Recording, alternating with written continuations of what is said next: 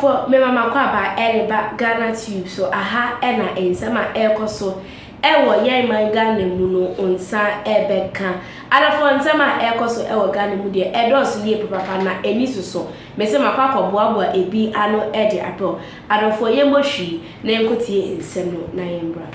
Statistician Professor Samuel Kobnenim has emphasized on the need for strategic partnership with key stakeholders, especially in the telecom sector, to advance the use of data in making efficient policy decisions for national development. He made the remark during a stakeholder engagement here in Accra. Here's a report.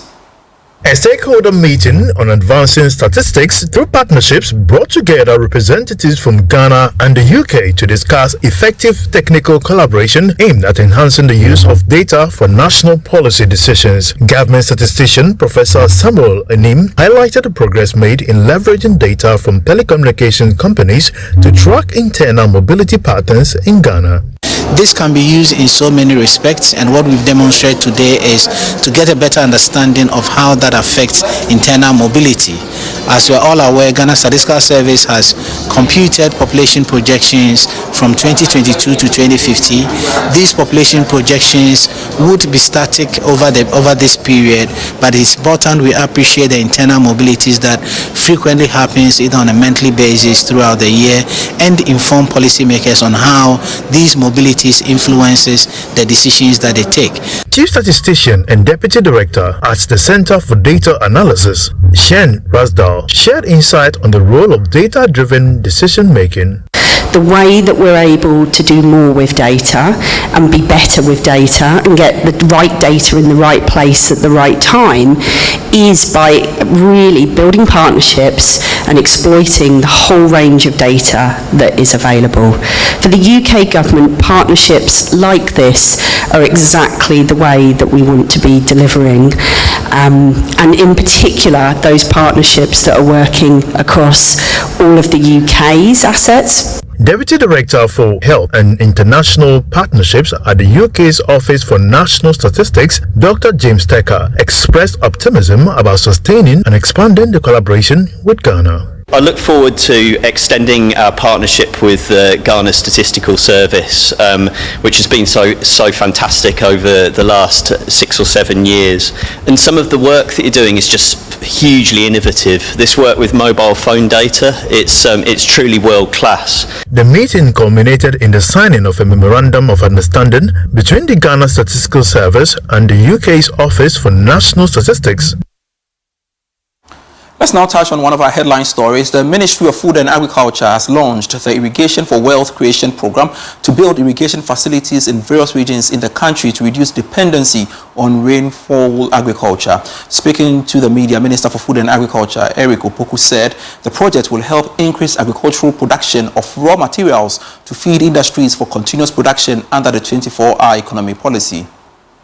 The Irrigation for Wealth Creation project, which is expected to be completed within 12 months, will commence its first phase in 8 regions. The initiative is expected to boost food security, create employment, and strengthen the agricultural sector by providing consistent water supply to farmers. Speaking at the launch, Minister for Food and Agriculture Eric Opoku emphasized that the project is designed to enhance agricultural productivity by ensuring a stable supply of raw materials for industries. So all our economic policies will be revolving around agriculture. And as you are all aware, agriculture in Ghana is basically agriculture, and rain-fed agriculture can never guarantee food security. It is against this background that we have decided to roll out an important program in the agricultural sector called Irrigation for Wealth Creation. Our hope is that if we are able to provide more irrigation infrastructure, we can ensure all year-round production to sustain the businesses and to create jobs for the teeming youth of our nation. He also indicated that implementation of the project will begin after the approval of the 2025 budget. Immediately after the approval of the budgets, the contractors will have to be engaged for them to move to the field. Now we don't have the approval to spend. So what we can do is to generate the relevant information in preparation towards implementation. So as soon as the budget is approved, we'll then start the processes of awarding the contracts for the contractors to move to sites. Farming in Ghana is seasonal. It's seasonal because it is rain-fed. We depend solely on the weather. If the vagaries of the weather is not that favorable, you see our farmers weeping. They lose all their investment in agriculture. And we want to reset the agricultural sector. We want to change everything.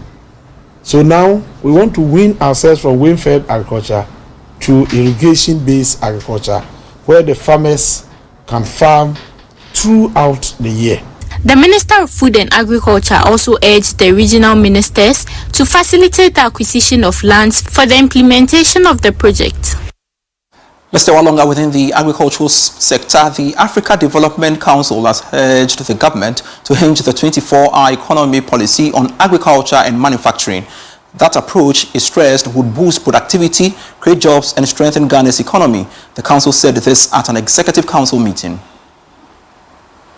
The Africa Development Council is a non-profit organization that promotes sustainable industrial development in Africa. The ADC works with a variety of stakeholders, including African government, businesses, civil society organizations, and international partners. Dr. Prince Kofi Klugeson, speaking to Joy Business at the Executive Council meeting, stressed the need for a strategic plan to achieving economic stability. Most of the organization, in fact, has all been based on political development, but it has done something to provide the independence for the countries. But what happens after the independence is what we are all fighting and lagging behind. So African Development Council tend to tap into the various countries and try to remove barriers, that prohibit trade, prohibit development, prohibit governance for the country. If you look at Africa, the major problem in Africa, we hear about the Sahel and all these issues, Ghana, Galamsey, and all of these. They are not Galamsey or Sahel as we hear it. It's our business. It's a private sector. People are seeing something that we, the Africans, are not saying. So they come here, and go there and they take our gold, our diamond away, and take our children. On this part, President of the Africa Development Council, Engineer Dr. Bright Achusogbe, advocated for policies that support industrial development in Africa. Ebusiafo insama etwegum ewo Ghana no eno ena ukotie ene bi so ohwe no make sure say all the comments no ebebre me ewo comment section na megibre akenkan ni na ede amofefefe me ka wo say aha Ghanatube insama ekoso ewo yeman mu onsa ebeka enti ene na dofo on subscribe ya subscribe mami na hit notification bell no for more updates ya bituma na wenyane interpass memo we free say obe like e videos ni na vin so wa share ede amaye sisi ade odofo